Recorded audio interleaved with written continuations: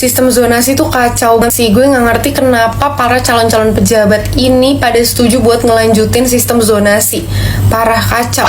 Masalah utamanya tuh infrastruktur pendidikan kita tuh nggak merata. Jumlah sekolahnya, fasilitasnya, kualitas gurunya, semuanya timpang. Gimana bisa mau ngejalanin sistem yang katanya diadopsi dari Finlandia kalau kondisi lapangannya aja 180 derajat beda? Kayak kau mau install iOS 18 di iPhone 5, ya nggak kan bisa. Pertama, zonasi tuh bikin angka putus sekolah meningkat. Tahu nggak sih, di negara kita lebih dari 4 juta anak tuh nggak dapat pendidikan, dan zonasi make it worse. Di banyak daerah, jumlah sekolah negeri tuh terkonsentrasi di satu sisi wilayah, dan karena sistem zonasi, anak-anak yang tinggal jauh dari sisi wilayah tersebut akan terpaksa untuk memilih sekolah swasta yang jauh lebih mahal. Kalau nggak mampu, ya putus sekolah.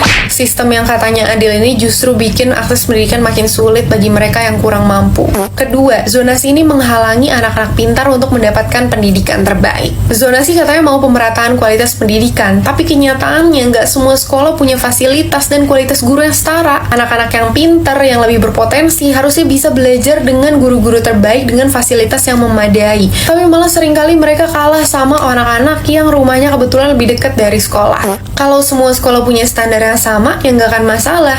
Tapi kenyataannya, sekolah favorit tetap unggul dengan fasilitas dan gurunya yang lebih dari standar.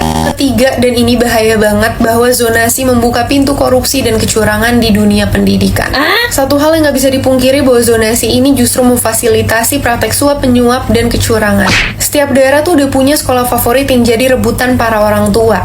Dan bagi orang tua yang ngerasa anaknya harus masuk ke sekolah itu, seringkali mencari cara licik. Mulai dari pindah kakak, pindah domisili, sampai bayar kursi buat bisa sekolah di sekolah itu. Ini kan berarti nunjukin kalau masih nggak merata dong fasilitasnya di setiap sekolah. Yang harus kita sadari bahwa suap menyuap ini adalah bibit korupsi yang paling dasar yang harusnya kita berantas di dunia pendidikan. Kesimpulannya, menurut gue Indonesia tuh belum siap sama sekali untuk sistem zonasi. Perbanyak dulu sekolahnya, perbaiki fasilitas infrastrukturnya, tingkatin kualitas gurunya, kesejahteraan gurunya, dan juga awareness masyarakat tentang pendidikan itu sendiri.